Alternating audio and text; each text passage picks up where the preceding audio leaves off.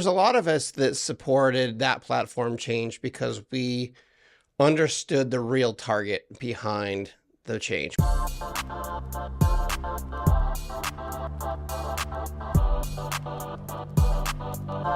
Branden, good to see you, sir. Thanks. Likewise. How are you?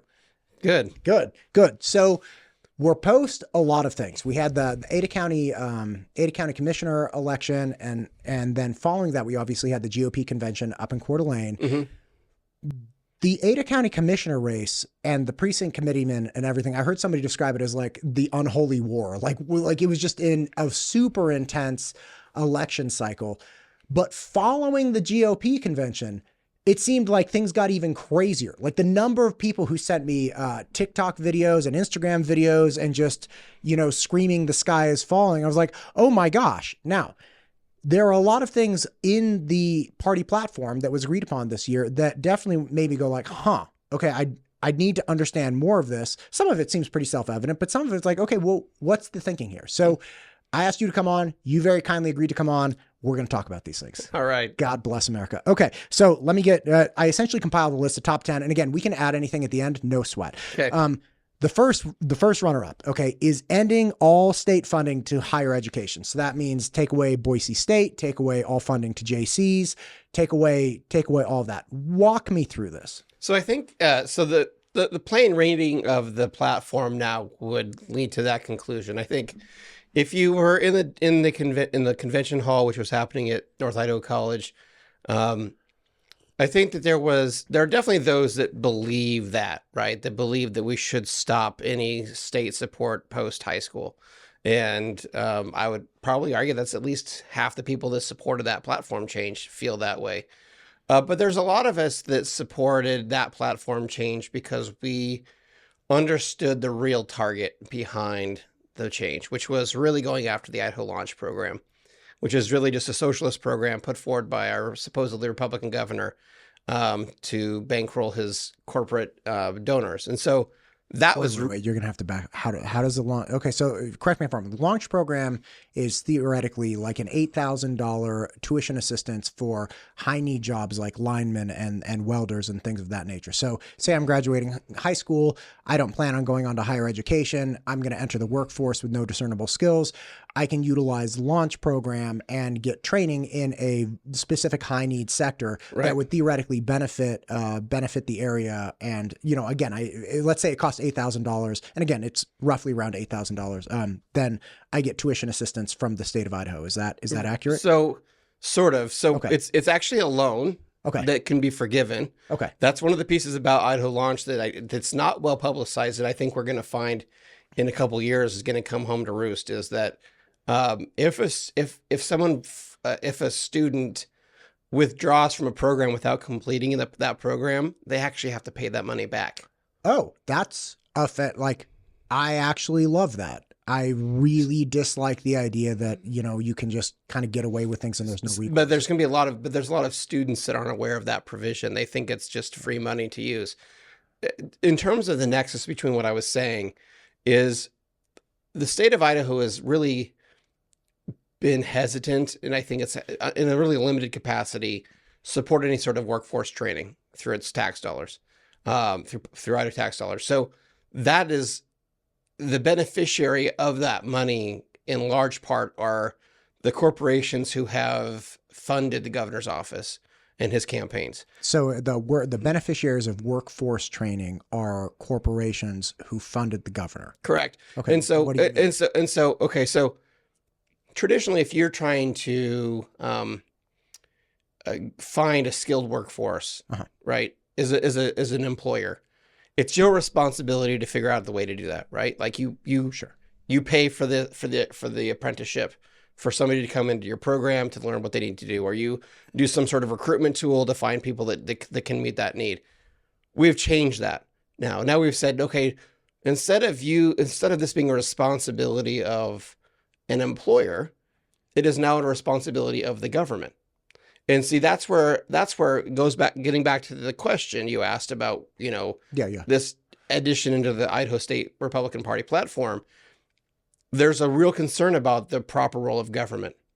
And myself and a vast majority of those who were in attendance at that as delegates to the state convention feel like it's not a proper role of government to pay for workforce development training for businesses. If they need to get more employees, they need to put the money up to do that themselves, because ultimately they're the they're the beneficiaries of that skilled labor, right? If they make money, when they profit, they're the ones that keep that benefit from that skilled labor, helping them profit.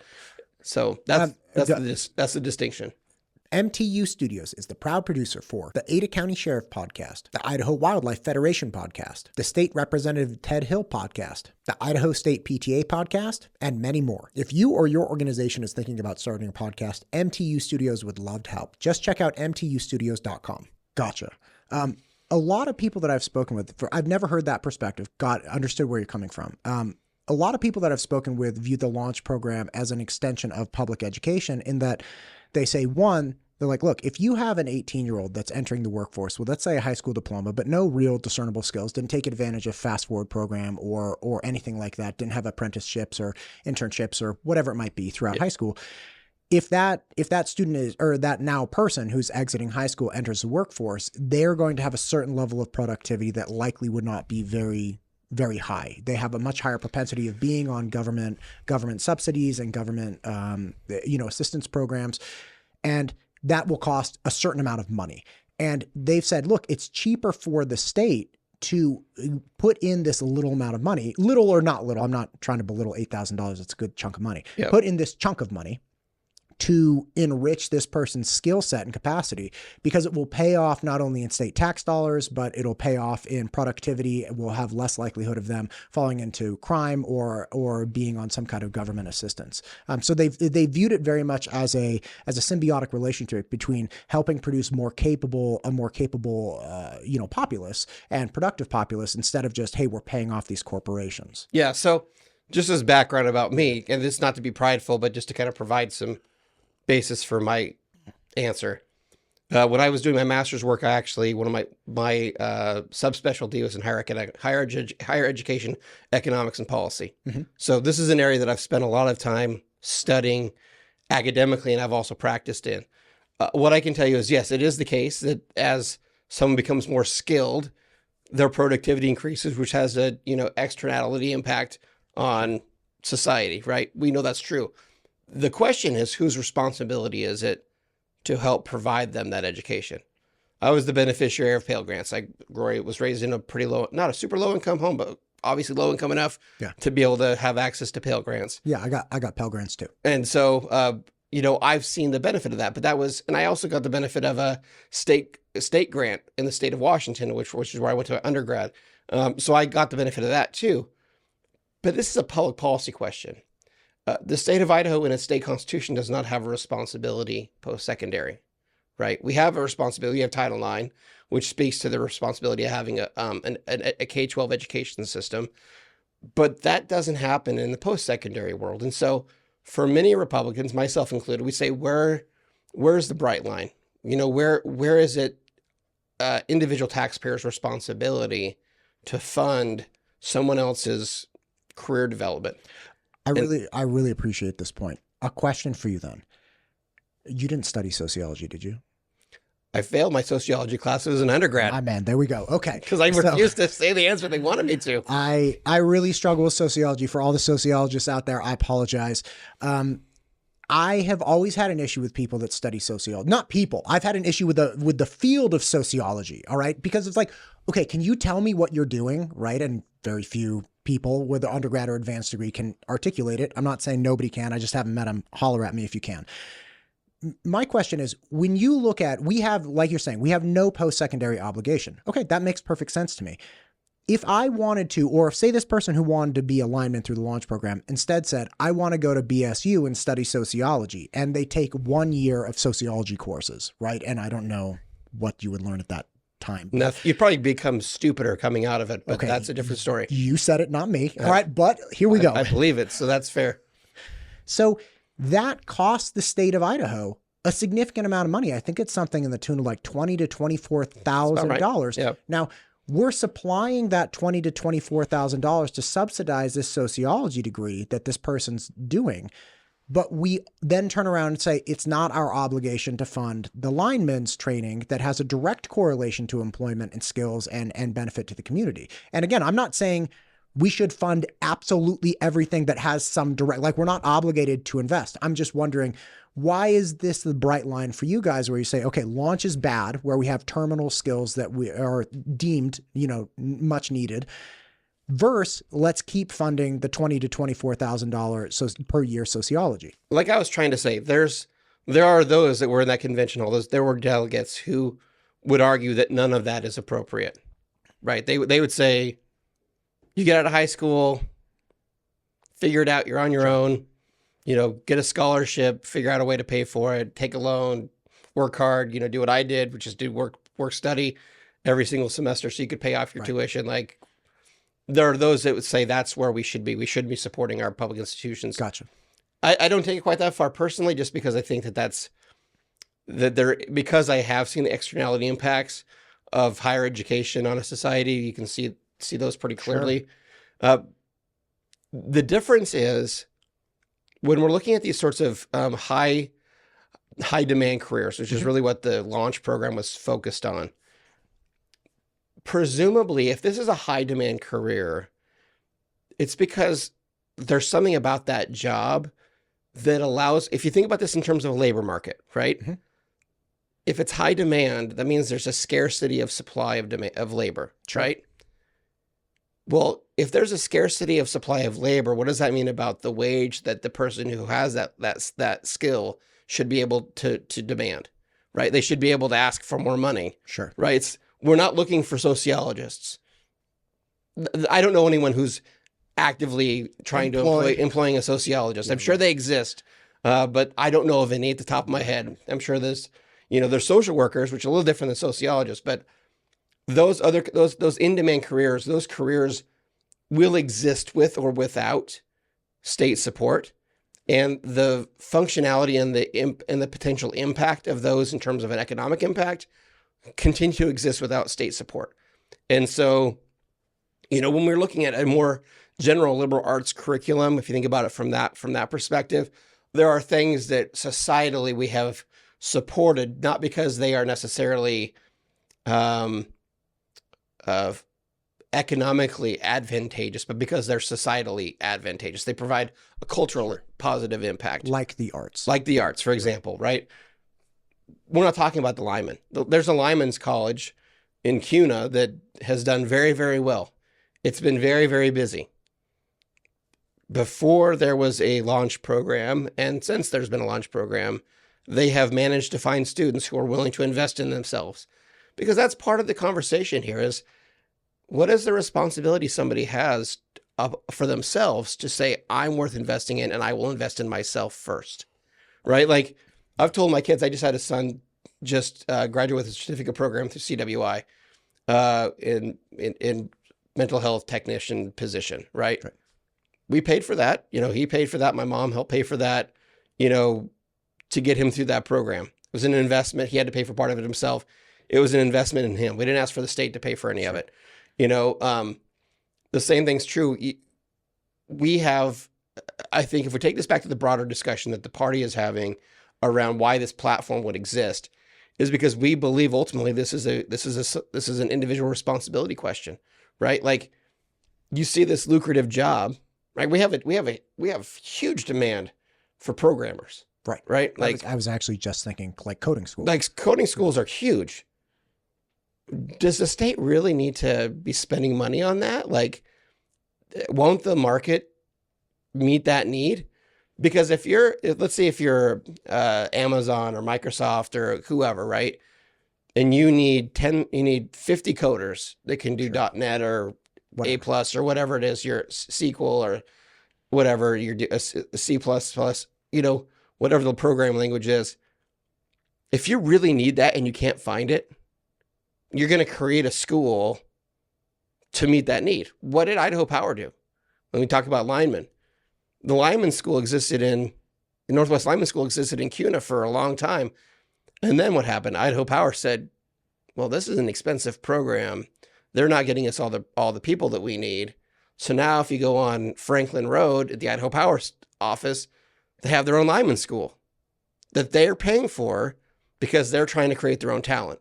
They didn't need the state to pay for that. Now they are going to have the state pay for it through the Idaho Launch program, which is the problem. The program existed before the Launch program did because the employer recognized that they had a responsibility and they needed to meet the need so they could meet their own labor needs. That's the issue.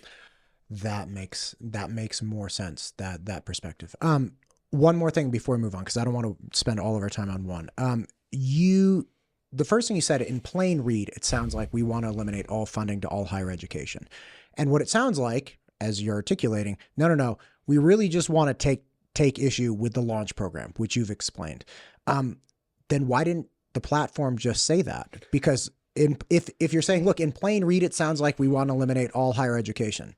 Yes. But why not just say like the launch program? Because it's essentially like, I have this little stamp size problem with this table, but I'm going to throw out this entire table because I want that stamp size object. So part of it was a parliamentary procedure issue. The way that the rule, the platform change was presented, and the way that component of the convention was run was different than it had been in the past.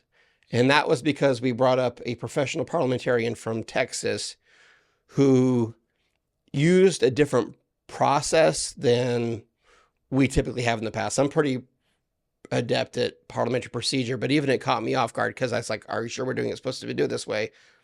And because I had a platform change that I was going to try to make that ended up not going the way that I thought it was because of the way that he encouraged the chair who was presiding over the convention at that point to deal with it. And so actually I stood up during this debate and I said, I'd like to make a motion to amend this to read that way, as you just described. To be specific about Idaho Launch. Sure. And he said, that's out of order. And at that point, we only had the decision to either vote up or down on adding this platform plank. And if we had voted it down, it wouldn't have changed. And then we would have been silent on this question. And so that's why I said at the outset, there are probably a little more than half of the folks who voted in favor of this platform change who meant the exact plain reading of it, which was get us out of all of it. Right. And there were a little less than half of us that were thinking, we don't really want to get out of all of it because we still support places like Boise State in some degree, even though we don't like the direction the university sociology. Which is actually where I failed sociology before I transferred up to Washington. I'm sorry for any sociologist. I'm sorry. I'm not. The guy was a tool.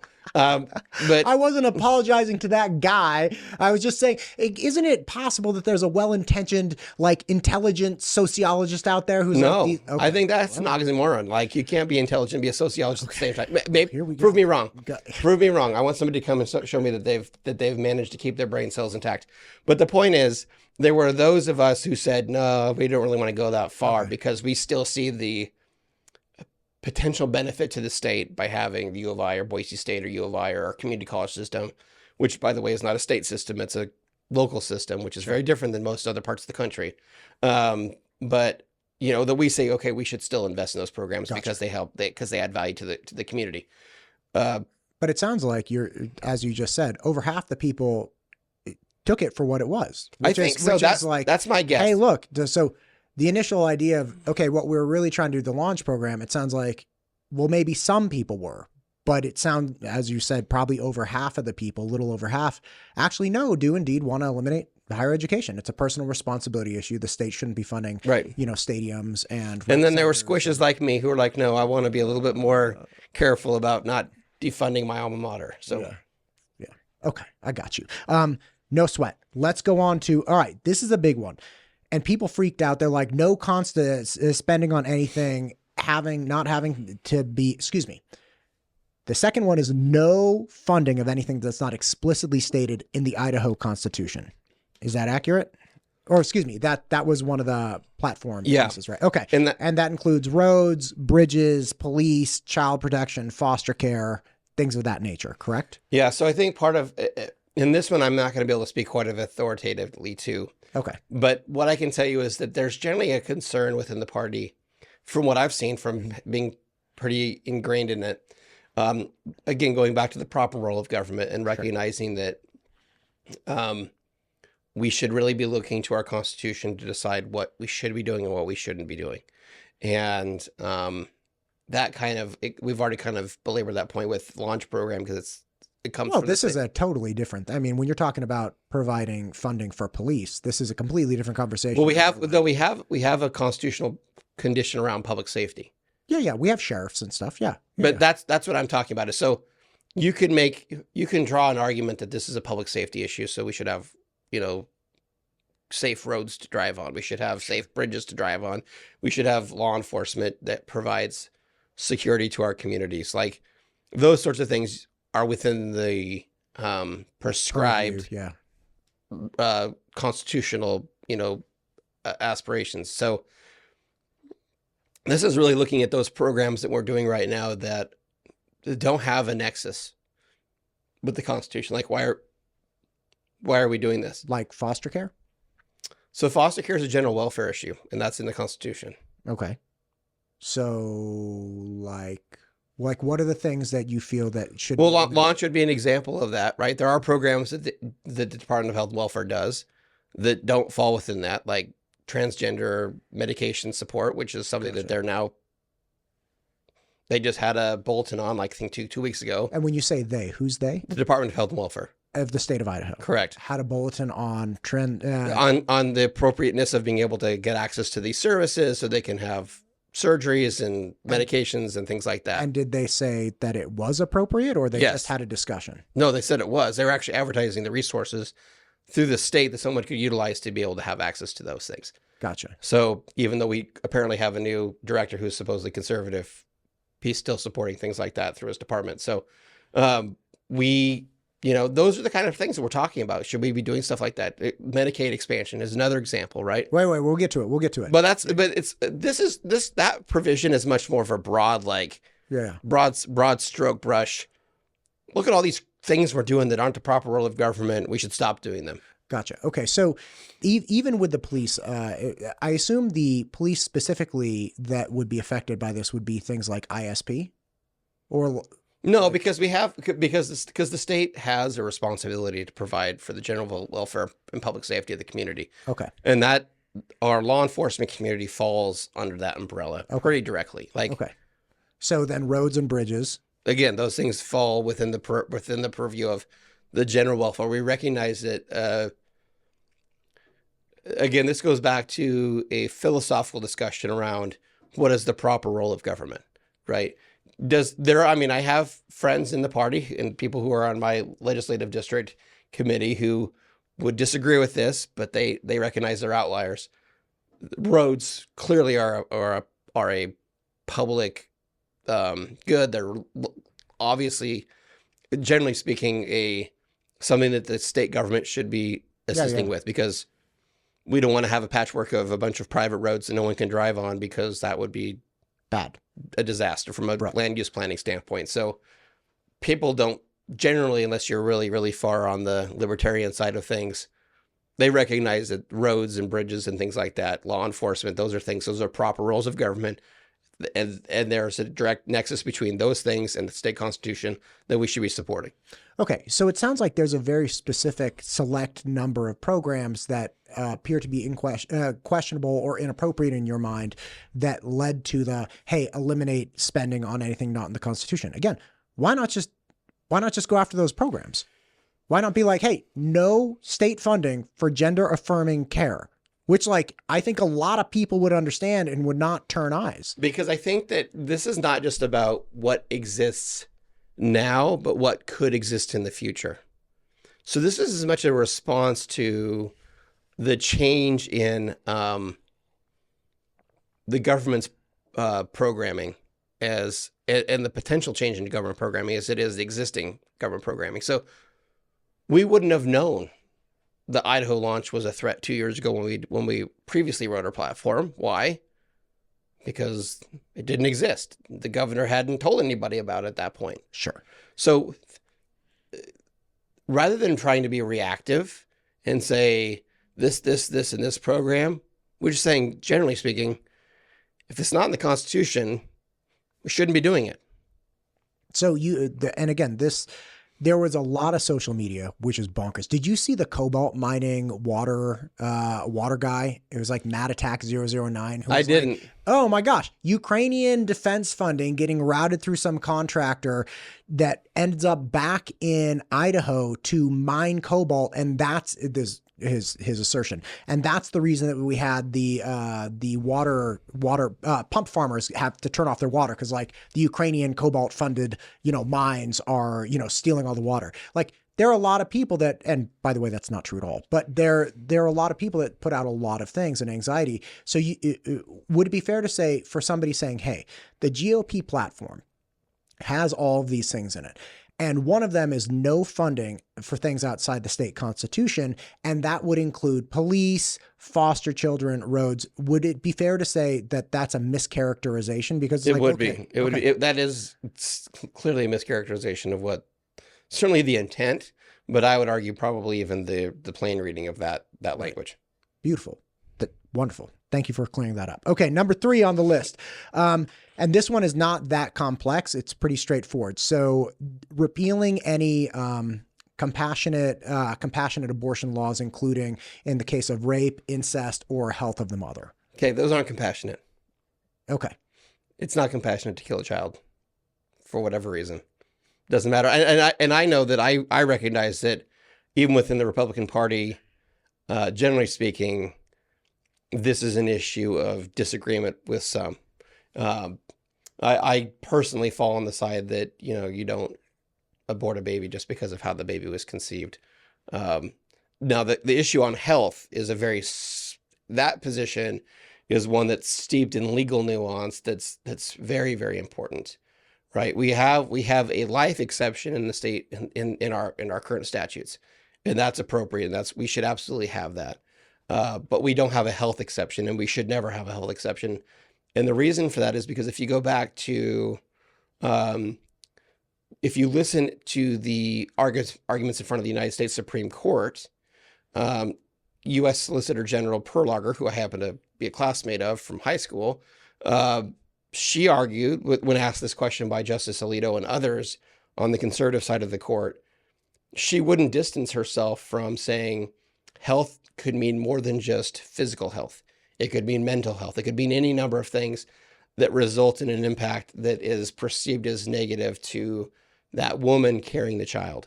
And so the state of Idaho would if it were to implement some sort of health exemption to its into its statutes related to the abortion law and Title 18 of the criminal law, it would basically be making that law unusable. It'd become moot, because anyone could make an argument this is because pregnancy does change your health. Like, it just does. This tends to cause your blood pressure to go up because weight gain happens. That's part of the natural process.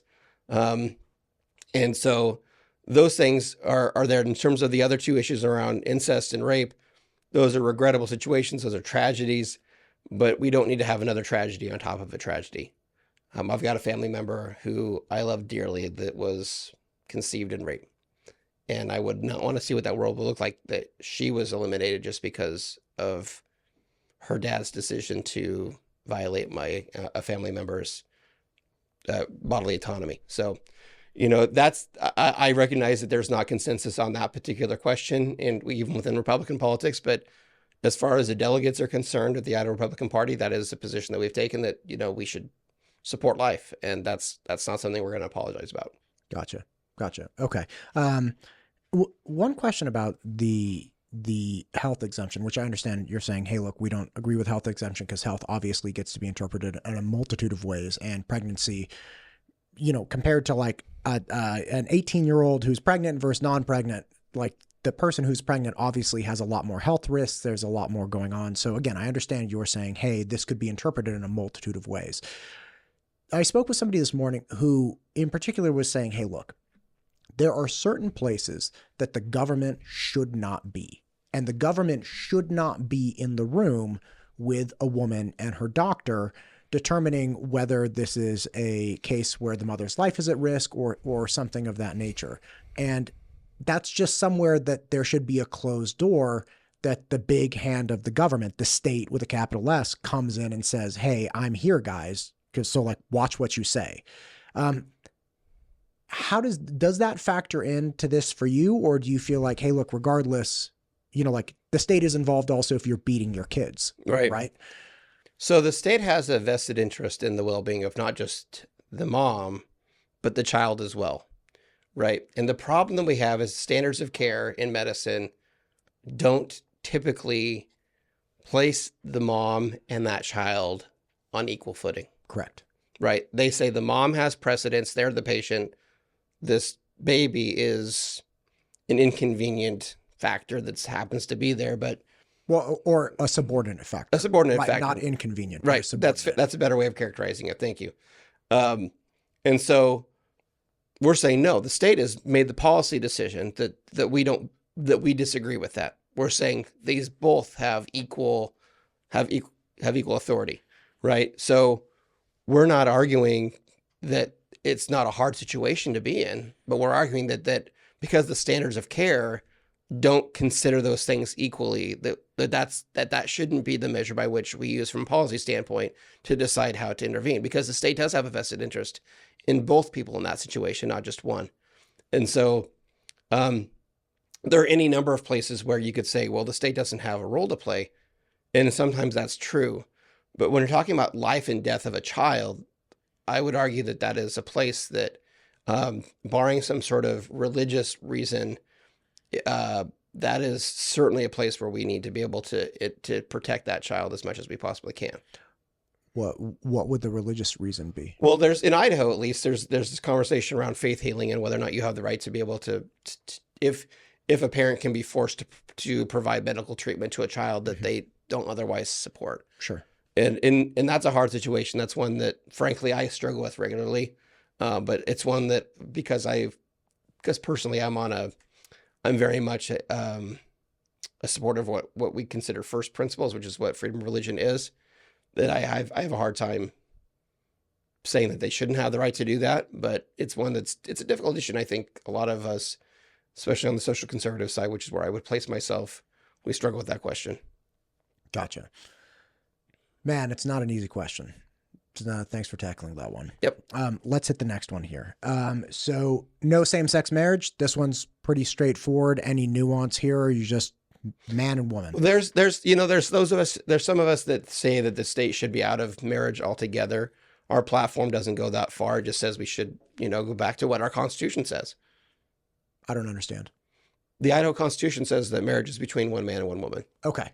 The only reason that that's not being effectuated right now is because of a Booker-Feldon from the U.S. Supreme Court, which ostensibly has had the impact of making that constitutional provision moot. But there are even those within the state that would argue that the federal government doesn't have the authority to do that. But I'm not one of them. Gotcha. A question, and this is a broader same-sex marriage question. What is the concern with the nature of same-sex marriage? So and this is not a loaded question. Like, no, it's a fair question. It's a fair question. I guess what I need to know is, are you asking where's the party coming from, or were you asking where Branden's coming from? Because those might be two different answers. Great question. Let's whatever you feel comfortable speaking on. Let's do that, because your points about, for instance, we just came off of asking about rape, incest, health of a mother, the state stepping in, and the reasoning there, which seems very clear, which is, hey, this is a human being and we have an obligation to protect this human being. Okay, great. Which human being is harmed, though? Like, we can't use that same principle, right? So it's not like we have to stop this because somebody's going to get hurt. Okay, so so if you look at the Republican Party platform in totality, right, it is a largely Christian worldview based document, right? So from a Christian worldview, biblically, I believe, and I think obviously a vast majority of the delegates for the state Republican Party agree, that The Bible says that homosexuality is sinful and that gay marriage as an extension should be prohibited. That's the real basis. That's if you want the Reader's Digest version, that's it. I would say just as, and I'm not speaking on behalf of the party either now in any of the answers, but I'm just kind of provide some insight. Sure. But I would just say for myself, I don't believe we should have marriage be a part of the state at all. And I've supported legislation that's been proposed to that, generally speaking, because I don't think it's a place that the government should be involved, because it's not a proper role of government to decide who gets married and who doesn't. It's the church's decision who gets married. And if you want to have a contract between two people, we have contract law to handle things like that. But in terms of the actual institution of marriage, which is a religiously ordained ceremony, right? The church, who was the creator of that ceremony, should have the final say on how it's done and who does it. Like, and certainly you can see even within some Christian traditions, quote unquote, like, the United Methodists may say, yeah, we're fine with doing that. And, some more conservative or more literal readers of the scripture might say that, no, we're not going to do that. Okay. So it sounds like you're saying, hey, look, from your position, right? Let's not take you speaking on behalf of the whole party, but you're saying, hey, look, from your position, we should eliminate the government entanglement with marriage in general. If you want to be married in this church or in this church or in that church, take it up with those churches. And if you meet their requirements or not, that's between you guys. But from the state's standpoint, it's like, hey, if you guys want to engage in a legal contract where, you have I can't remember all the nuances of it, but like whenever you buy a house, so like, how are you holding title? Things of that nature, right? You guys would you say like, hey, from a state standpoint, two people that want to engage in a legal contract with, property and whatnot, it's like, have at it. Yeah. And then as far as marriage is concerned, leave that to the churches. Yep. Gotcha. Okay. Let's go to the next one here. Medicaid expansion. So this one, talk to me about it, because there's a lot here. So I think that the party has largely been opposed to Medicaid expansion since the time it happened. I think there's a continued renewal, as we've seen the predictable cost overruns that program has had. The question is, A, is it a proper role of government? And B, can we afford it? The Medicaid budget that passed last legislative session was the largest budget to ever pass the Idaho legislature. And it was. And is that a function of increasing cost or a function of increasing population? It's both. It's both. So cost per patient went up. Correct. And expansion of population needing it. Correct. And expansion of population in the state. Correct. Great. So we've had more people sign up than we said we're going to have sign up. And the cost per person when they do sign up has been higher than was projected. So, because we find that a lot of folks that use Medicaid don't utilize what was referred to under Obamacare as the idea of a medical home, right, to triage costs. They find most of their care through a emergency department, which is the most expensive place you can get medical care, because that's the mentality. Well, I'm not paying for it. I'll just go to the place that is easiest to go to get the need met. Right. And so there is certainly a desire within the party, I would say, and I think the delegation that went to the state convention voiced this clearly and unequivocally, that Medicaid expansion needs to be either A, eliminated altogether, or at the very least kind of hemmed in and have some more requirements around access to that, eligibility requirements, and, the things that it will pay for, because there are concerns about that as well. Got it. One of the clear mechanisms of expansion is age that you're eligible to be on your parents' health care. Is that correct? Right now it's like 26 or That's something? Unrelated to that.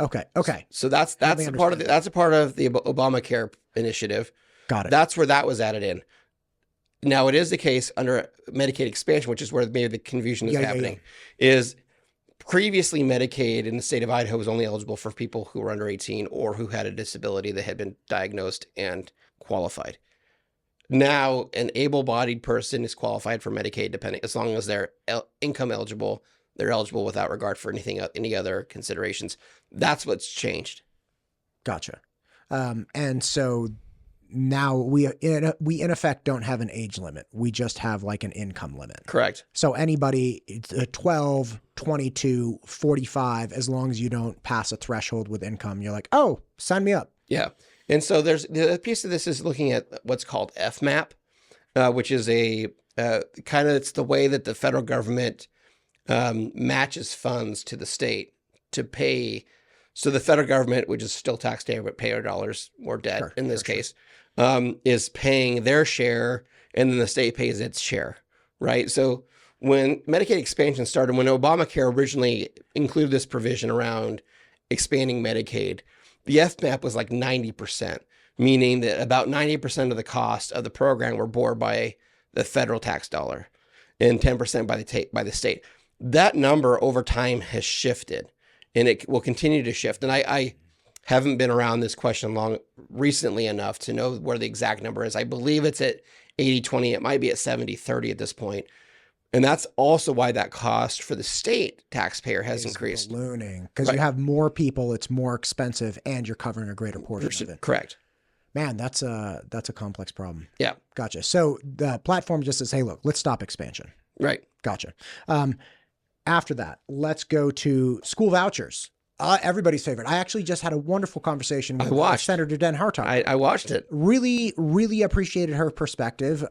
She brought up a couple things that I just flat out had not considered. And one that in viewing that episode again, I brought up at one point, I think it was like, 45 minutes in, like, okay, but what about the people that are concerned about public funds going to private religious entities? And her position was that's already happening with the Pell Grant and other things. And what we didn't talk about, and maybe she mentioned and I just didn't understand, but student loan forgiveness was not a question of where did you go to school. Like you could have gone to an absolutely religious school or racked up $200,000 worth of debt and had some portion of that debt forgiven, depending on a number of factors. But nobody cared that it was like, oh, that's a private religious institution. Like the U.S. taxpayer just cut that person a check. Right.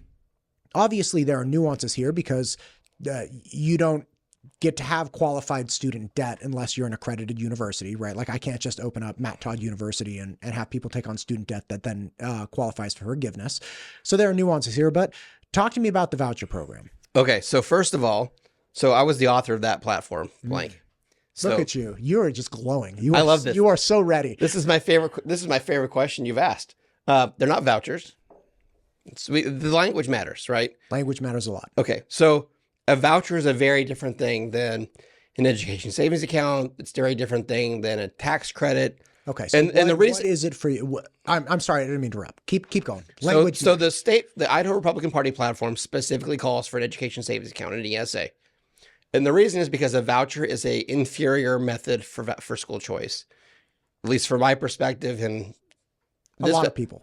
And the agreement and Frank, actually most school choice advocates agree with that statement.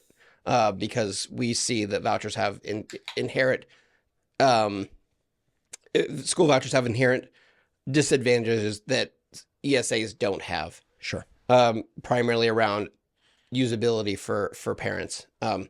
So in Idaho, obviously we don't have any sort of mechanism to provide funds to families who choose not to attend their local public school for K-12 education for tuition. Right. We currently don't have those mechanisms. Right. So we've had a myriad of proposals in the last 5 to 10 years that have come through. There were some even when I was in legislature many years ago that have tried to get around this. What's changed in the time since is what the Oklahoma State Supreme Court in a ruling just about a month ago related to an issue on religious charter schools, what they refer to as the trilogy of school choice opinions from the U.S. Supreme Court. I see what they did there. Okay, yeah, isn't that clever? Yeah, I thought that was pretty good. So those cases, just for your listeners so they know what those are, the first one was Trinity Lutheran, which came from a Lutheran school in Missouri that was trying to get a grant to resurface their playground equipment, their playground. And the playground this was an open grant process for any organization that wanted it, except for Trinity Lutheran because they were religious. And the state of Missouri said, no, you can't get access to this. They sued. They won the Supreme Court. The Supreme Court says you can't tell them they can't participate just because they're religious. The second case is the Espinoza versus the Montana Department of Revenue. And in that case, the state of Montana had created a scholarship program for low-income families to be able to utilize for school. Is this higher ed or just K-12? K-12. Okay, great. And a mom tried to send her children to Stillwater Christian, and the state said, hold on, you can't use the money for that school. It's religious. She sued based off of the Trinity Lutheran language opinion. And again, she prevailed, right? They said, again, what part of you can't discriminate just because it's religious, don't you understand? Well, the state of Maine still didn't get the message. And so then in Comer, that case ruled that because the state of Maine has this weird system of funding its K-12 education, some parents get funds to be able to choose whatever education they want for their kid. Oh, by the way, as long as it's not religious, you can use this money anywhere you want because we don't have schools everywhere because this is a very rural state.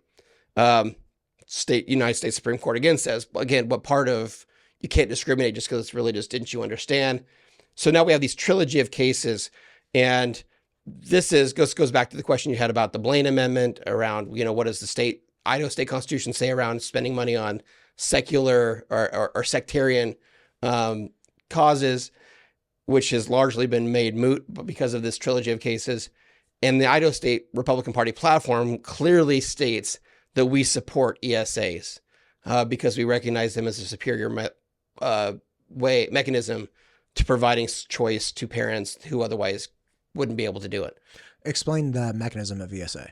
So an ESA, it stands for Education Savings Account. And what it is the state, through some sort of policy prescription, through some sort of legislation, would say, you're going to get X amount of money to pay for your child's schooling. Right. Okay. What that looks like, what's considered an eligible educational expense can differ depending upon how it's defined.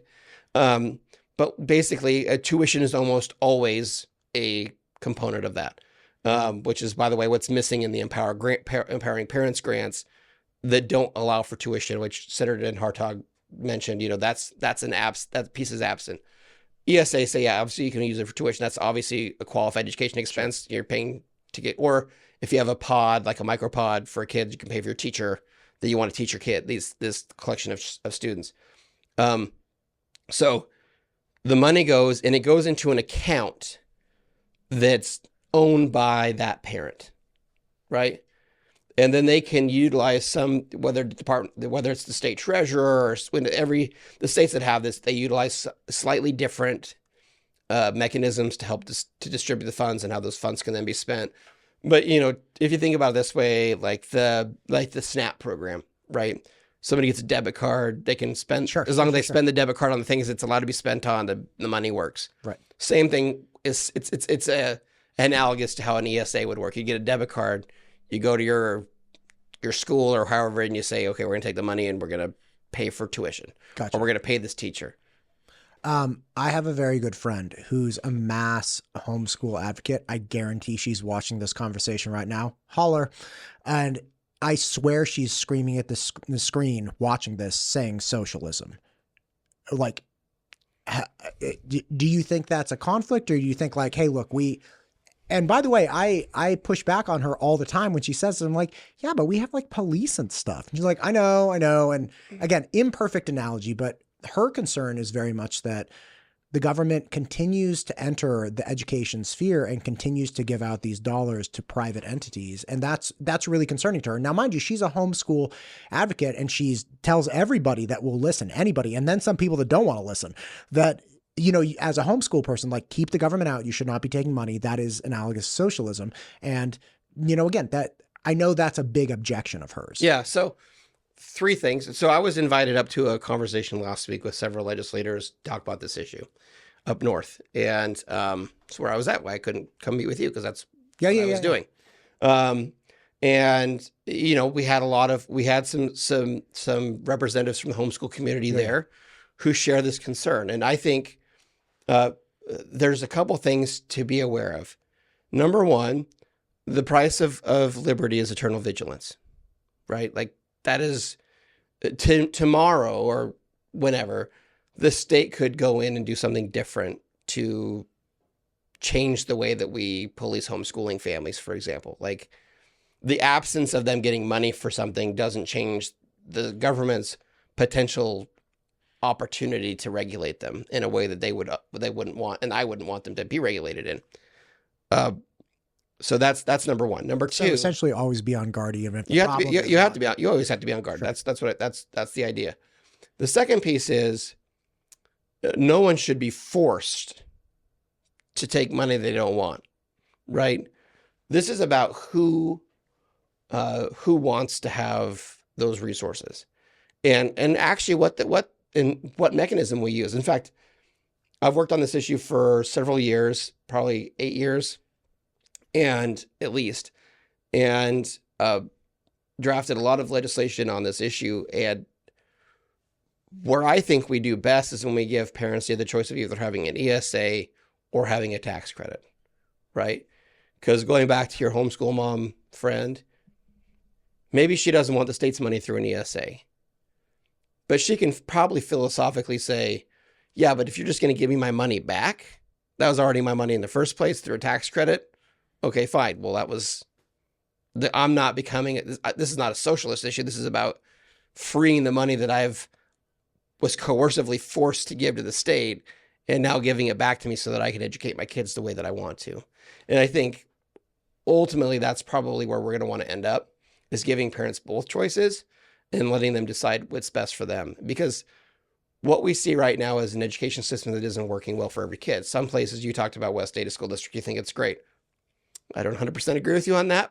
Well, it's not great for 100% of students. Right. How about that? Which is why my son's starting at a private school in the fall. Sure. Right. Sure. Because I don't want him to be going to our local West Data school. But I recognize that for some people, it's a great program, right? Especially in high school kids. Like, as you were talking about in your interview with Senator Dan Hartog, the offerings for those kids are just, they're huge. You have, you have STEM, you have, right. Really and for some parents, academics, you have, yeah. And for some parents, that's a really attractive thing. And so what to me is important is that parents have the choice to make. And as long as they're given the information and they have the opportunity to make an informed decision, not because they necessarily will, because some people still won't make an informed decision if they were given all the information in advance. But as long as they have the opportunity to make an informed decision, and then they can act upon that, which is the piece that we're missing now, right? Right. Because right now, not everybody can. Not everybody can afford to pay, whatever the cost of tuition is. Our tuition at our kids' school is pretty low. And we've saved and saved and saved and saved so we could afford to do that. But not everybody, even if they could save all the time, would be able to be in a position to do what we're doing. We're arguing that the state Republican Party is arguing this is an issue that we want to have. And I just want to make sure to point this out because I think this is critical. Every night of the RNC, multiple speakers spoke on this issue too. So this isn't just an Idaho Republican Party issue. This is a national Republican Party issue. Everyone, it's in the National Republican Party platform. It's in the state Republican Party platform. If you are a Republican, you should be supporting school choice and allowing private school funds to go to religiously educated, to religious institutions, period. Allowing public funds. Public funds, yeah. Sorry, yes. No, it's okay. And we are, as Senator Dan Hartog pointed out, we already do it, right? The Advanced Opportunities Program, which I helped write to start off with, we did that intentionally to allow these to go to private institutions, to go to religious schools, NNU, BYUI, didn't matter. We've already opened that door. But I think that the bigger piece to that is this is a nationally accepted requirement for Republicans, is to accept that public funds should be following students and they should be going to places wherever that is, whether it's a religious school, a homeschool, a public school, it shouldn't matter. Excuse me. Thank you for that. One big stickler that I think a lot of people run into is that if you have a private school that's non-religious, then that private school exists on the merit of its academic value, right? It's like, okay, you're not, Christian, you're not Jewish, you're not whatever. It doesn't matter to me, you're not Catholic. You just teach math really well. Thank you for teaching math really well. But some schools that are not, that are religious, right, like a Catholic school or something, may have popularity predominantly because it's religious, not because it's a valuable academic institution. So one hesitation that I've heard people voice over the years, which is like, well, you have private religious schools that aren't very good, that in fact don't teach anything that would be required or teach very little or teach very poorly of whatever's required of the standard public school. So at least part of the problem is that they're concerned that the school exists predominantly because it leans one way or another with a religious affiliation, and it's not really academically based. Yeah. Do you feel that some requirement or regulation on these schools would be appropriate, or is it just, hey, if you deem yourself a school, either religious or non-religious, you should have access or be able to receive funds from the state? Yeah. So when I ran for state superintendent of schools 2 years ago, I met with thousands. Literally, I put like 50,000 miles on my car going around the state, and parents know what they're looking for. And the ultimate question to me is, who do you trust? Do you trust parents to make that decision, to allow them to decide what? So I'll put on my economics hat for a second. What's their utility maximizing function? Well, what does that mean? It means, right, what's important to you? Because some families say, yeah, academics are the most important thing that we could be doing for the students, providing the top academic experience this child could get. For some, like for us, I trust the academics at the school that my kindergarten is going to be starting in. Are there places he could be going to get a better academic experience? Yes, I have no question about that. But that's not the only thing that's important to me. Right. This spiritual formation component is also very important to me. In fact, it's more important than the academic component, because I believe that people learn things as they get older, and you see a leveling out in large part of students because people figure things out. People who are uneducated traditionally become self-taught because they realize that they have to learn it, right? Right. So... And by the way, I just want to be clear. I actually did the same thing in my previous state. We pulled our kids out of the public school that had an okay academic reputation and put them in a private Catholic school, even though the academics we knew as educators were worse there. We knew we could supplement them, but we wanted things outside of what the public school was offering, including just common sense adults. Right. But if you look at the regulatory scheme, because that was part of your question, the best competition is the best accountability. What do you call a private school with poor academic and poor results? A private school? Closed. What do you call a public school with poor academic results? What? Better funded. Why? Because there's a perverse incentive in the public system to do poorly. Why? Because then you get all this title funds, you get all this other money that comes in to provide, these sort of interventions to help provide more money so these kids get better education. Well, I mean, we can't really apply free market principles to something that's constitutionally required to be provided, right? So, like, this is a difficult. You can. So this is actually, I posted about this. I tweeted about this yesterday, and somebody's like, "Well, would you allow them to have the same regulatory requirements?" I said, "Yeah." Okay. It wouldn't be fair. It wouldn't be fair to a public school to tell them they have to be in this competition and tell them they have to have 10 more layers of bureaucratic garbage on them. Well, they still have to have some regulation that the privates don't, yes. But to the extent that we can unburden them from all the regulation too, we should. Because regulation isn't good for kids. It's not good for education, and we shouldn't be doing it. And I think that if you go back to the larger question you asked about what the Republican Party says, wait. We got to trust things. We're covering too many things here. So we are, which is fun. It's a great time. Okay, so going back, first off, what do parents value? That's fine. I totally understand that. But the question that we have is, are we fulfilling our constitutional obligation to provide an education for youth, right? And we already essentially have a get out of jail free card for this anyway, so to speak, in that, there's, as Dan Hartog pointed out, there's no requirement to register with the state. Like, there's nobody checking in on homeschool people. And I'm not saying that's good or bad. I'm just saying if you don't want your kids to be engaged in academics at all, you can take them out of the public school, and you don't have to. There's nobody looking over your shoulder saying, are you teaching that kid to read and write? Yeah. Right. So in that way, we kind of have this loophole where it's like, okay, we don't really have mandatory education, right? Because you can take your kids out of education. There's no recourse. And if you never teach them a lick of anything through their entire up till 18, it doesn't matter. But when we're talking about what parents want, that's fine. But what I'm trying to figure out is, okay, if we're attempting to fulfill the mandated public education or education for all kids in Idaho, like that strings are attached there, because then, okay, well, what qualifies? Like if we're going to just open a bunch of schools, and again, not you and me, but like the we in general, if we're going to allow a bunch of schools to take state funding and have no requirements of them, I appreciate your position, which is, hey, let's reduce the requirements on the public schools. Great. But like, let's make all the requirements equal, because then I'd be willing to bet, and especially in the case of public schools that have to take every student from the community, if they were allowed to just kick everybody out, they could jack their results up significantly. So I think there's a couple things. There's a part of the premise of the question I think that is not correct. This isn't the state's funds. An ESA makes it the parents' funds. So and I think that's a very important distinction, right? Is we're not just saying we're going to send state money to all these places. We're sending money to the parents and then letting them make the decision as to where the money should go, right? That's number one. Number two is we have to trust parents. That's just a fundamental difference, right?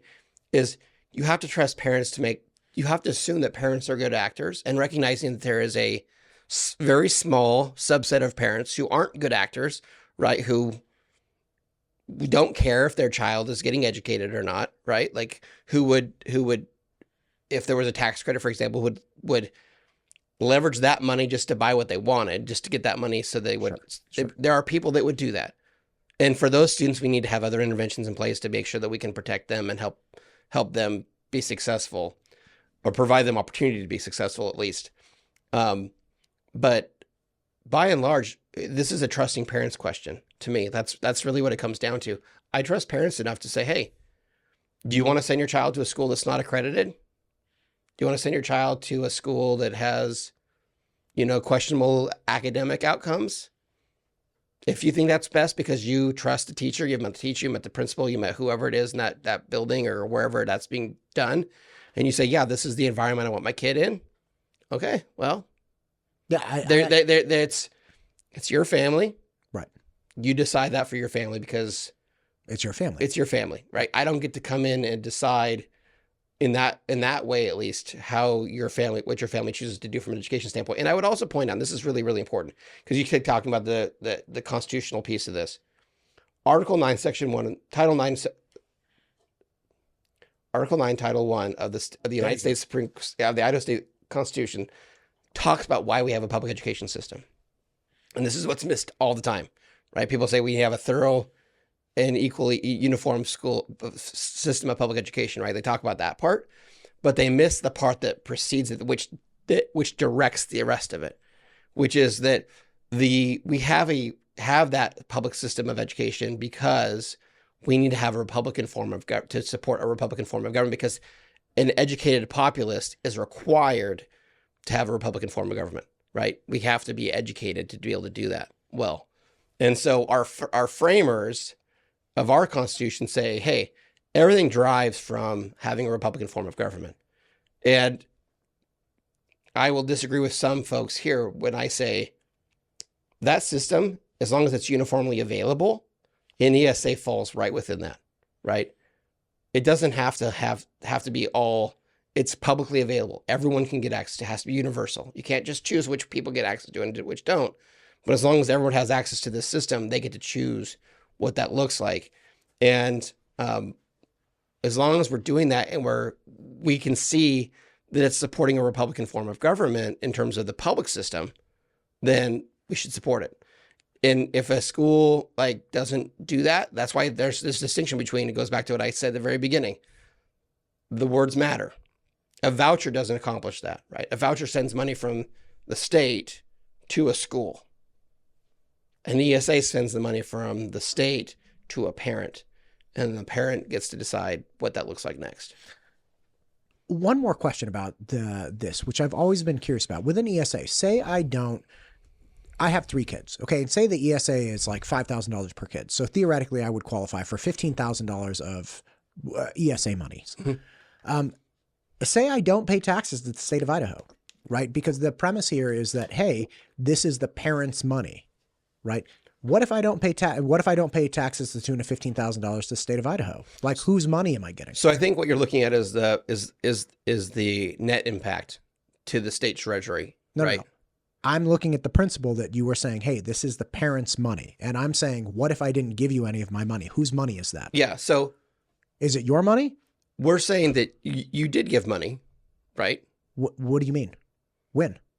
You paid sales tax. Okay, so that's what you're saying.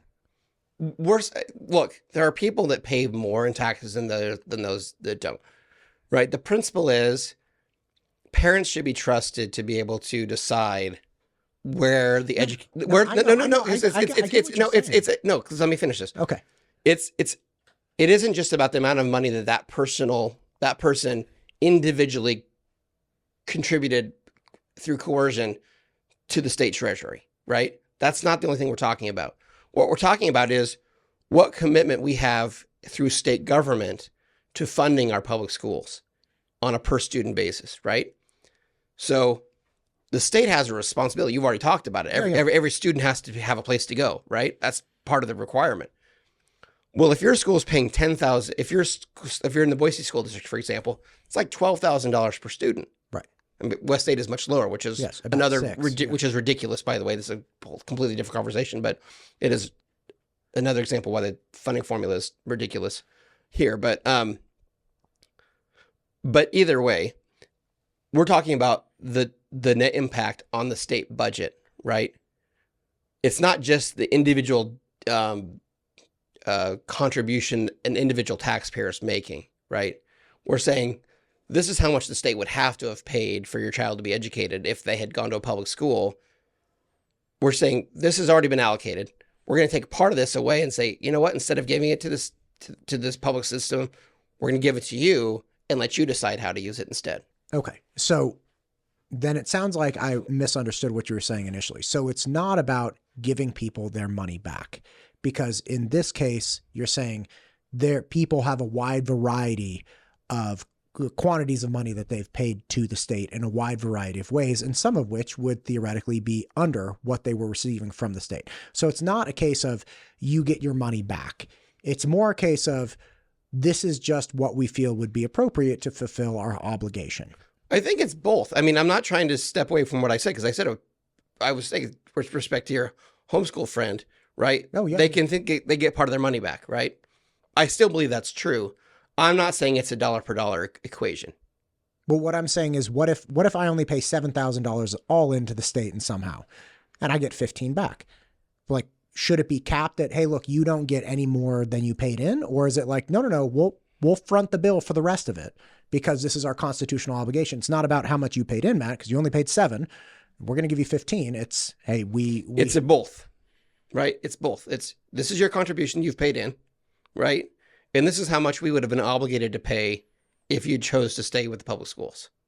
Okay, but one obviously trumps the other. Like, I would get the full amount of the $15,000. Like, so Correct. It's like, hey, thanks for paying in your 7. That's irrelevant. You could have paid in 7, you could have paid in 20, you could have paid in 0. You still get this 15. Like that would be okay. So, yeah. So it's both in theory, but in practice, it's just one of them, which is this is how much we would have paid in public school. I don't think I'll push back. I don't think that's entirely right.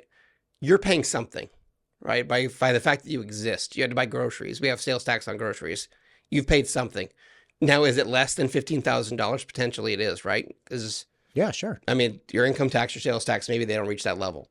But you're both getting some of your money back and you're getting more than you would have otherwise contributed, but it's still less than the amount that you would have otherwise, that the state would have otherwise paid on your behalf to the public system.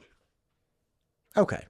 So I think we're both saying the same thing. I'm just saying, hey, look, I generally only take things into account that actually have a practical role in the equation, which is how much would we have paid to the state? And you're saying that's true, but we also like to view it as you also did pay this much in, and maybe you're getting more than you paid in from the state, but that's okay because we would have funded this amount for your kids anyway. Right. Okay. Fair. Yeah. There we go, buddy. Okay. So vouchers, direct election of senators. So this has been in here for a long time. This actually precedes my work on the platform. This is an issue that you regularly see candidates for office say, I don't agree with this one. Yeah. Wait, you're saying the candidates say that, or you don't agree with this one? I don't personally agree with this. Okay, great. Okay. And and there are many in the Republican Party that don't. There are a majority that still do, or at least it hasn't been changed. Sure. Well, this isn't a new provision in our platform. This has existed for at least 6 years, I think. Sure. So would it have passed this last summer? Maybe. There wasn't an attempt to get rid of it. Great. Okay. It is what it is. It is what it is. God bless it. Repeal federal income tax. We're not in charge of the federal income tax. So part of this is not, so this goes back to what the purpose of the platform is, right? Some of this is saying, hey, state legislature, this is what we want you to do. And some of it is, hey, congressional delegation, this is what we want you to do. This is the, hey, congressional delegation, the income tax sucks. Right. We shouldn't have it. It's unconstitutional. Get rid of it. Kaylee Jade Peterson is running against Russ Fulcher on the Democratic ticket. So this is essentially saying, hey, Kaylee, if you get elected, even though you're Democrat, this is what the Republicans want. Yeah. And it's saying, hey, Russ, you're already in office. This is what we want. Correct. God bless America. Okay, but repealing the federal income tax is a problem, at least in our current iteration of funding and operating in the United States. Yes, our budget is bloated. If we were to remove the income tax, it would further exacerbate the national debt. So it couldn't be done in a vacuum, right? Like you couldn't just get rid of the income tax and then leave everything else the same, because it would basically tank the economy, and we'd probably lose any credit rating that we have. And yeah, it'd be bad. The economy would collapse. It'd be bad. So the bottom line is you're like, hey, look, this is a priority of ours, but it would require a complete overhaul of our tax and spending. Right, which goes back to the question around constitutional spending, right? Gotcha. Which we've already talked about. What is it? Is it Costa Rica or Puerto Rico that is a U.S. territory but doesn't? Puerto Rico. Yeah. I'm ignorant. Costa Rica and Puerto Rico, I always get mixed up. But wait, does Costa Rica have income tax? I don't know if they do or not. I think they both don't, which doesn't matter. The point is, and Puerto Rico is a U.S. territory, correct? Yeah. There's the guy, what's his name? Gold Money. The guy, he's an economist. He's big. He's on Rogan frequently, and he talks about. It doesn't matter. He lives over there anyway. And they don't have income tax. Now they do get the benefit of a lot of what the United States does as far as defense and stuff, but they themselves don't have income tax. All right, take over federal lands. Yeah. So. What is it, like 70% of Idaho is federal land, and yes. This goes back to what's called the Sagebrush Rebellion from 30 years ago. Big problem with how the federal government utilizes federal lands, the impact of the Clinton administration and the Obama administration with closing off more logging operations, which has had impact obviously on local communities. Local communities get something called PILT, which stands for pay in lieu of taxes. That's supposed to help pay for kind of assuage some of the issues with taxable property. There is a desire within the Republican Party to have the state be the control of those lands. There's a couple pieces that need to be from you talked about practicality, right? Yeah. If the state of Idaho took over all federal lands tomorrow through the Department of Lands, it would bankrupt the state. But what we could do is, and this goes back to says this is the goal, right? How we get there is a debate around what that looks like. But certainly we could go to a place where the state manages those lands, in some sort of incremental approach, where we say we're going to do an inventory of these properties, of these acreages, and then determine how much we can afford to take on at any given time. Start to be able to decide how that land is utilized, whether there's mining rights or logging rights or whatever the impact would be, whether we want to privatize some of those things, we could do that, do some land swaps. I think the real question is, because the state of Idaho is so tied up in this federal land piece, we want to be able to have some say over what happens on our state. Gotcha. And again, in the current iteration, if they were to take it over now, it'd be bad. But this would, especially in the middle of fire season, it'd be awful. Right. But this is a piece in a larger, broader overhaul of how Idaho is governed. Right. Okay. Last one. I'll be brief. Okay. Precinct committeements. Now this one is really interesting to me. So right now, if I want to run as, I don't know, 80 county commissioner, I can be like, hey, I don't recommend it. Yeah, Well, guess what? I'm not ever running for anything. So Good. I self-elected myself a podcast host. So there you go. There it is. This one is, if I want to run as something, I can run as a Democrat or a Republican. And I can just get up and say, hey, I'm Matt. I'm a Republican. You can vote for me. I stand for Republican values. And that's possible to do. In your race, there were 4 people running as Republicans, and one of those people had the support of the Republican Party. The other 3 were just running as Republicans. But there was no formality or requirement that the other 3 running as Republicans get approval from the Republican Party to call themselves Republicans. There's a platform change that's saying, hey, we, the Republican Party, should have complete control over who gets to put the Republican by their name. That, in effect, would say, okay, we only have 1 Republican, and then you have however many Democrats or independents or whatever you want. Am I accurate so far? No. Okay, help me understand. Okay. Of course it's okay. That's why you're here. If I knew the answers, I wouldn't have called you to come over. So I wrote this part Okay. of the platform. This actually goes back. There's party rule and there's a platform piece. This falls more into party rule. Great. So part of this precedes even the part that I helped write, which says that the party decides who is and who is not a Republican, right? So if you remember, I can't remember when you said you moved here from California, but the prior GOP chair, Tom Luna, declared that Ammon Bundy wasn't a Republican and couldn't run as a Republican, right? He was utilizing that part of state party rule to make that proclamation, because the party has an inherent right to protect its brand. That goes back to its federal constitutional rights, which goes back to our lawsuit against Ben Usursa from 2011. It's a whole convoluted thing, but the point is the party has the right to decide who is and who's not one of them, because we have the right to decide who associates with us. That includes our candidates too. And so actually in my race, the party didn't step in and say who was and who wasn't the Republican. They could have.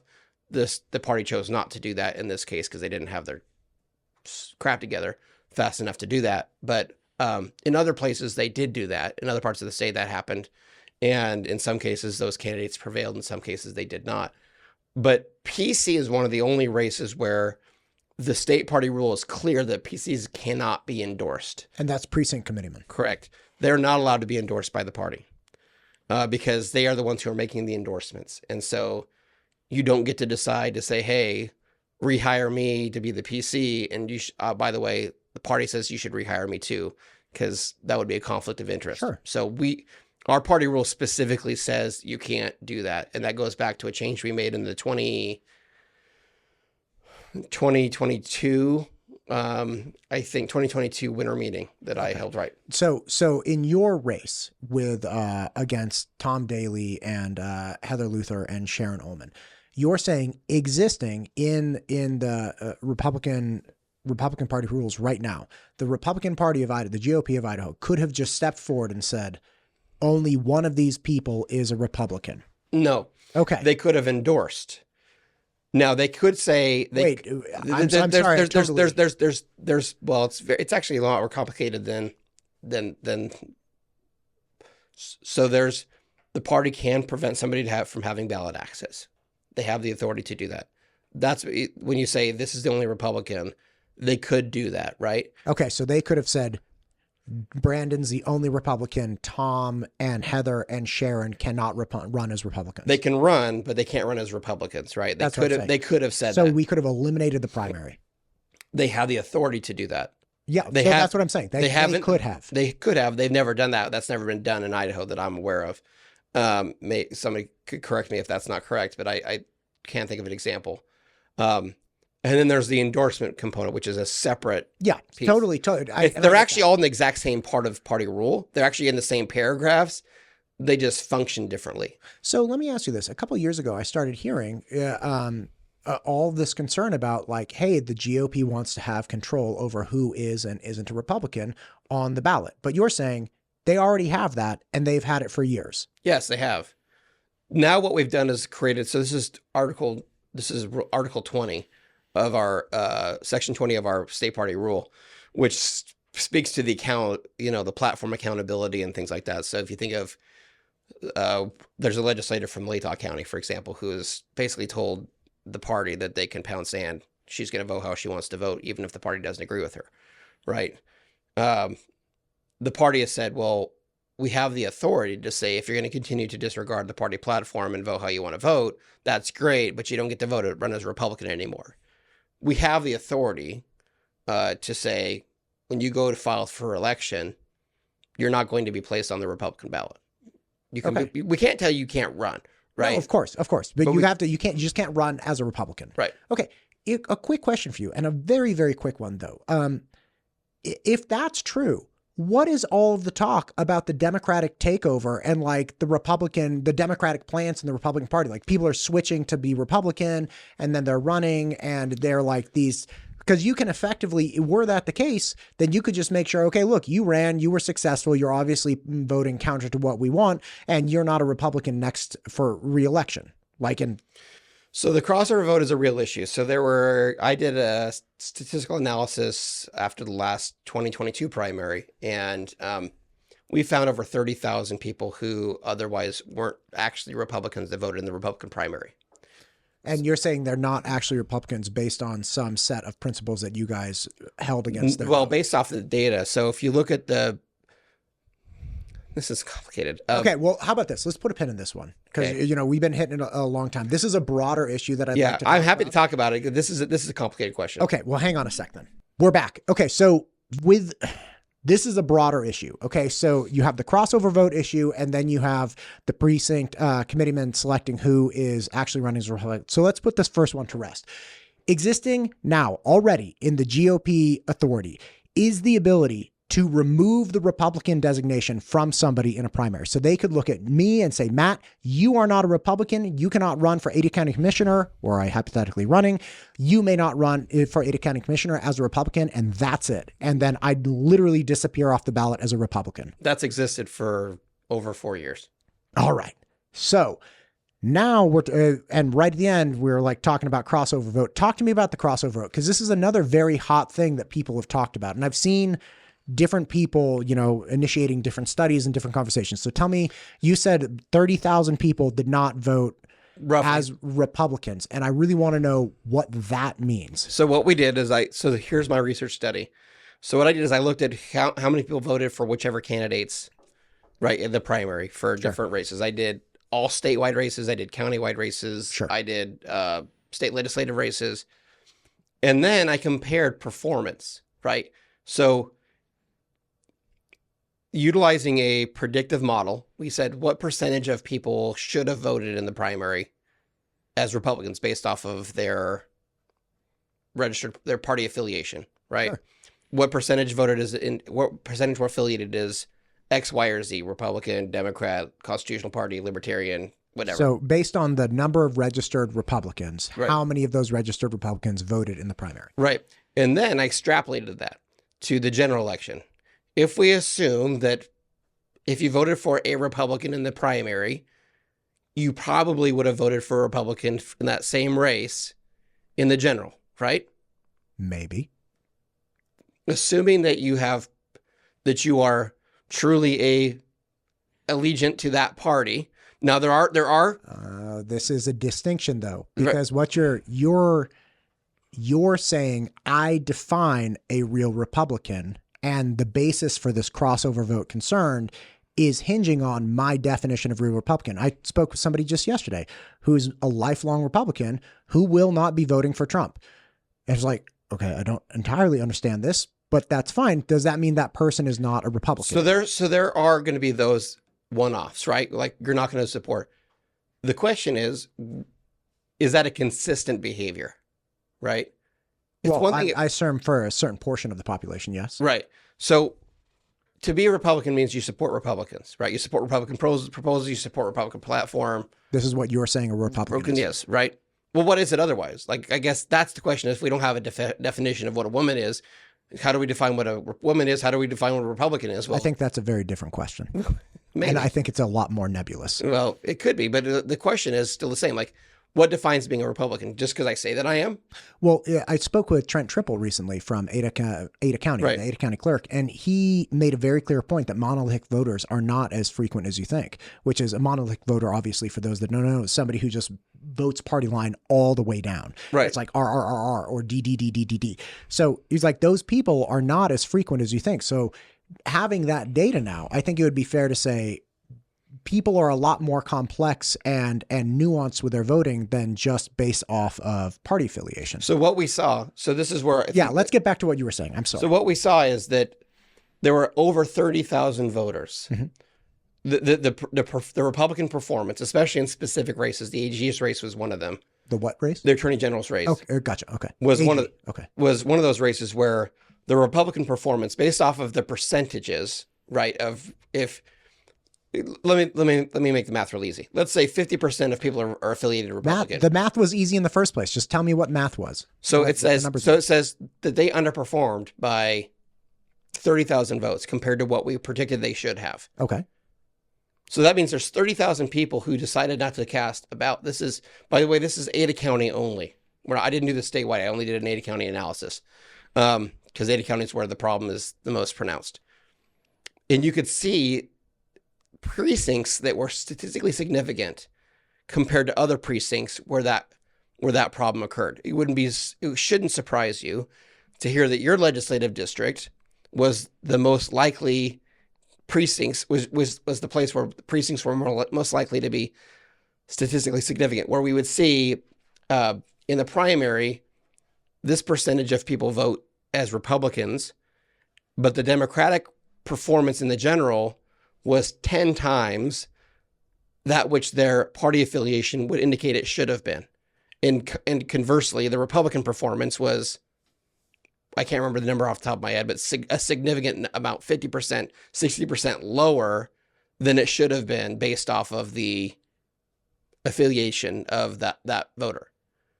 So that's where we find those crossovers, and we see that there's a strong correlation between location and propensity for that underperformance, that overperformance for Democrats. Okay, so you're saying that the basis for the crossover vote scare is, or concern, let's not call it scare, but the concern is, hey, it appears that there's a larger than appropriate portion of people that vote as Republicans in the primaries that then switch over and vote for the Democratic option in the general election. Right. Here's a great example. Wait, I just want to be clear. And you're saying that there's a specific number that we anticipate should be there, and we have a greater than that, whatever that number is, by how much. Right. Yeah. So here's I think this is a really illustrative point. So the District 19 senator in the 2022 primary had more ballots cast in District 19 in the primary than the Republican candidate in that same Republican candidate got in the general election. Yeah, I think that was and that was 22, you're saying? Yeah, that was. Yeah, so it's Blair Moss. No, that was James Fasal. Sorry. Okay, yeah. So James got more votes in the primary than he got in the general. That doesn't make any sense. Why is that? Because turnout in the general is 3 times turnout in the primary. Okay. He got less votes. Which means there were people that were voting in the primary who also voted in the general, who voted for the Democratic senator instead of him, but voted in the Republican primary. So it's clear that some Republicans vote for Democrats at certain points, and some Democrats vote for Republicans at certain points. Right, yeah, that makes sense. So the question is that a systematic thing, right? Where we see people who have affiliated as Republicans for the purpose of participating in a Republican primary, but who have no intention of voting for a Republican for that same candidate in the general election. Well, here's a question for you. Is the only reason we could see a decrease in turnout or a decrease in votes from the primary to the general, is the only reason that it's like we have these Republican plants that are actually Democrats? Yeah, you see, so if you were working on this data in a vacuum, right, and you're only looking at this one campaign, right, you could maybe say, well, this is just a strange outlier. Maybe something happened where that candidate maybe did something and their behavior resulted in them getting less votes. But what we see is, like, the Attorney General's race was a really great example, right? Raul Labrador, the only place he didn't win in Ada County was District 19, was the North End. Everywhere else, he prevailed. But District 19, he lost to Lawrence Wasson, who was the incumbent. Well, why is that? What makes somebody who lives in District 19 as a Republican that much different than the Republicans everywhere else in the county? So this starts to go back to some common sense. Like, so when I ran for state superintendent, this is one of the reasons I did this analysis, because I lost, and I thought, well, gosh, I know I had the support of the party. I had the support of the Republicans. How could I possibly lost this race? And I looked, and I started, in the West, I was at like 40, 50% in precincts. And the further east I got, my number kept dropping and dropping and dropping and dropping. And we see the crossover vote increase in those places. Same thing happened to Dorothy Moon, right? She did really well in the West. And as she went east, her numbers dropped. That was true of every conservative, the people that were running as conservatives, let's just say it that way, because people could argue whether or not they're conservatives or not. But all the people who were marketing themselves as conservatives, that was the same trend we saw. And the Democratic performance in all those precincts was higher than the predicted amount in the general than it was, and the Republican performance was, correlatively less than it should have been. Okay, so you're saying that people on the East have a higher propensity to crossover vote because they're actually Democrats instead of Republicans. Yes. That's wild times, man. It is what it is. So the question is, what role, this goes back to your bigger question, what role does the party have, right, in deciding who its candidates are? Because if the parties, so this gal from District 6 who just got renominated, she was running in a three-way race, right? Her party, all the counties, the three counties that are in her district, all came out opposed to her. They had censured her. They had endorsed one of her opponents. She still won with 40% of the vote, but I think it was probably even a little bit less than that. She won by 250 votes because her two opponents got like 7,000 votes combined, and they were both running as conservatives. Well, is it right for the party to have their nominee be the person that the party doesn't actually want? Is that appropriate? Is it appropriate for most likely most of her support probably came from people who will be voting for the Democratic Senate candidate that's running in that district? Is it appropriate for them to have picked the House member there? That's where the party's at. That's the fight that we're having right now, is what role do we have in ensuring that the candidate that represents our values, which is found in our party platform, is actually going to be the one who's the standard bearer for us in those elections. Yeah, it makes sense. It makes sense that that's the question, and like that's the fight, and that's the, hey, what do we do with this problem? One of the things that I get concerned with, first off, I'm very much concerned with uneducated, apathetic voters, right? That's a problem. And by the way, I don't care how you vote. It's just, don't be apathetic, don't be uneducated, have a reason, please, whatever that may be. It doesn't matter to me. One of the things I get worried about, though, is people moving here that go really hard just one way or another and don't take into account that, they don't educate themselves. They don't listen to any particular podcasts or things of that nature. And, that's worrisome to me. And I think what a lot of people that I've spoken with about this particular nuance, which, okay, great to know, it already exists. Like, this isn't even an argument. The Republican Party can already select who says Republican or not. One concern that I've heard people voices, it's kind of like, hey, look, if they start making it, if the Republican Party, which doesn't sound, I mean, you certainly didn't do it in Ada County. If the Republican Party starts essentially effectively eliminating primaries by saying like, hey, only this person represents us or only this person represents us, then uneducated or apathetic voters would be essentially pigeonholed into, just voting for whoever the precinct committee men selected to endorse or say, hey, you have this. Well, there is a discussion now around who, and this is one of the resolutions that I drafted and got approved by the party at the last convention, around alternatives to the primary, right? And part of that's because of the concern around the ranked choice voting question that we're going to be potentially voting on. I don't think that's a given yet, just in case everybody thinks that it's automatic. I think the Attorney General is going to file a lawsuit against that. I think he's got a really strong case to make as to why that shouldn't be on the ballot. But assuming he loses and it is allowed on the ballot, the party has a lot of concerns about the inherent right that it has to name its nominee and the impact that ranked choice voting open primaries initiative would have on the ability to do that. And so looking at alternatives for us to be able to start figuring out how we're going to nominate candidates in a world where a ranked choice voting system exists. Gotcha. Listen, man, we've talked about a lot of things. Yeah. I appreciate your time. Thank you for coming in and explaining this stuff. You bet. There's a lot of nuance here, and there's a lot of, it sounds like there's a lot of, or at least some division within the Republican Party on things like higher education or other pieces. It's important to flesh out. Like that's important to know. And hopefully we can all just keep getting more information and getting better at figuring out what the right thing to do is. Yep. Yeah. Anyway, thank you, sir. Thanks, Matt. MTU Studios is the proud producer for the Ada County Sheriff Podcast, the Idaho Wildlife Federation Podcast, the State Representative Ted Hill Podcast, the Idaho State PTA Podcast, and many more. If you or your organization is thinking about starting a podcast, MTU Studios would love to help. Just check out mtustudios.com.